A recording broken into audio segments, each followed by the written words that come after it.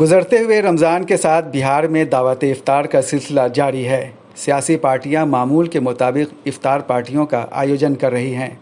Chief minister Nitish Kumar, उद्योग मंत्री सैयद शाहनवाज हुसैन, अल्पसंख्यक कल्याण मंत्री जमा खान और मुख्य विपक्षी पार्टी राष्ट्रीय जनता दल की तरफ से दावत इफ्तार का एहतमाम किया जा चुका है।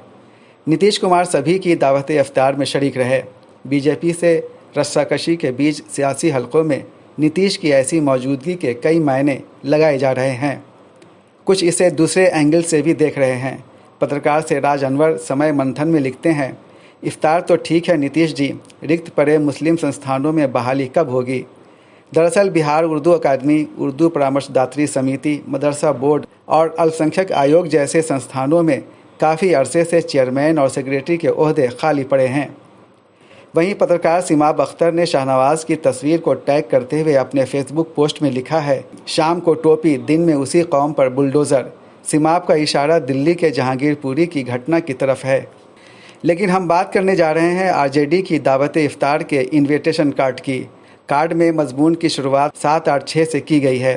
अरबी भाषा के अंक विज्ञान के अनुसार हर एक अक्षर का कुछ अंक होता है। बिस्मिल्लाहिर्रहमानिर्रहीम का कुल अंक 786 होता है।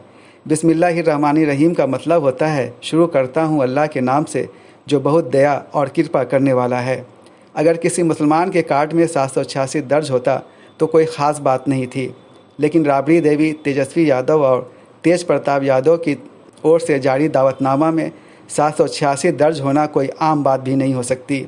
इसे डिकोड करने के लिए बिहार लोक संवाद ने पत्रकार अनवारुल हुदा और पेशे इमाम मौलाना असद कासमी से बात की। ये मैसेज कन्वे करता है कि वो अभी भी सेकुलरिज्म की पासदारी कर रहा है। हम तो आया हर जैसे शाहनवाज हुसैन साहब का भी आया, चीफ मिनिस्टर का भी आया और बहुत सारे जगह से जो है इफ्तार की दावत आई है, मगर हमने उसमें जो है ना इस तरह की बातें नहीं देखी। आरजेडी में जो है 7, 8, 6 से शुरुआत हुई है, ये एक अच्छा कदम है। अभी भी लगता है कि आरजेडी जो है कुछ अलग से मुसलमानों के लिए सोच रही है और ये एक अच्छा अमल है। हम ये समझते हैं कि जाहिर साहब 25 साल से जो है आरजेडी MY समीकरण के ऊपर आधारित है और उसी की बुनियाद पर वो एक मजबूत पार्टी बनी है।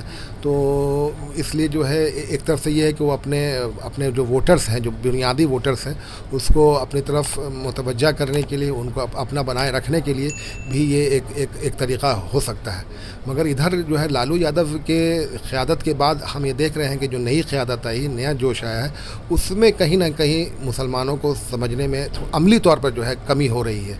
अब जैसे हमारे ही आज जहाँ बैठे हुए जमीयतुल बिहार में और एक बड़े कद्दावर शख्सियत थे अलहाज हुस्न अहमद क़ादरी, लालू जी से बहुत करीब थे, मगर जब उनका इंतकाल हुआ तो ना एक कंडोलेंस आया, ना ही ख़ुद जो है नेता प्रतिपक्ष यहाँ आए। ये एक कमी है जिस पर उनको नज़र रखनी चाहिए। बहरहाल जो भी उन्होंने कार्ड में लिखा है 7, 8, 6, वो एक अच्छी शुरुआत है, अच्छी बात है और ये आगे चलना चाहिए। हर अच्छी चीज़ों की तारीफ़ होनी चाहिए और जो कमी है उसकी तरफ निशानदेही होनी चाहिए। तो 7, 8, 6 असल में ये आदद है बिस्मिल्लाहिर्रहमानिर्रहीम का, तो जाहिर सी बात है, और वो उर्दू में है, बाज़ हिंदी में, उसमें भी 7, 8, 6 इन्होंने लिखा है। तो इसका मतलब यही है कि हम मोहब्बत करते हैं हर मज़हब वालों से, आपसे मोहब्बत रखते हैं, तो इत्तिहाद और इत्तिफाक का पैगाम देना चाहते हैं कि हम आपको दावत दे रहे हैं। शुरुआत हम अपने अल्लाह के नाम से कर रहे हैं। बस ये इत्तिहाद की एक तरह की एक दावत है और इफ्तार में शरीक करना ये भी अच्छी बात है। जहाँ पर खिलाफ शरा उमूर अंजाम न दिया जा सकता हो और उसके अंदर इफ्तार पार्टी हो और माल भी पाक साफ़ हो, तो ऐसे में शिरकत करने में भी कोई हरज की बात नहीं है। हाल ही में उर्दू पत्रकारिता के 200 साल पूरे होने पर पटना में उर्दू मीडिया फोरम की तरफ से सेमिनार का आयोजन किया गया था। सेमिनार को संबोधित करते हुए आरजेडी के सीनियर लीडर शिवानंद तिवारी ने कहा था कि आम तौर पर मुसलमानों की शादी का कार्ड उर्दू और अंग्रेज़ी में होता है। उन्होंने हिंदी भाषा में भी कार्ड छपवाने की मांग की थी। हमारे मुस्लिम दोस्त हमारे गांव में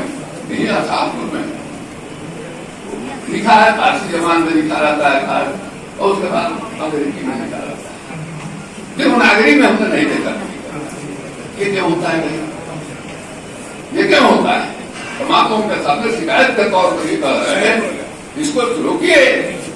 आप दूरी बढ़ा रहे हैं। आप भोजपुरी इलाके में खड़ी हिंदी में बताइएगा, दूरी बढ़ेगी।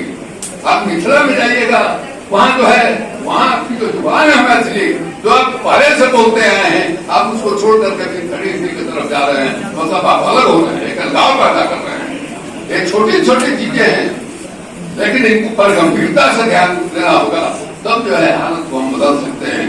इन दो घटनाओं से पता चलता है कि आरजेडी की जड़ें बिहार के मुस्लिम समुदाय के बीच कितनी गहरी हैं। ये अलग बात है कि अब्दुल बारी सिद्दीकी जैसे पार्टी के सीनियर लीडर नीतीश के बगल में या समानांतर सोफा पर नहीं, बल्कि उनके पीछे कुर्सी पर बैठाए जाते हैं। सैयद जावेद हसन की रिपोर्ट, बिहार लोक संवाद, पटना।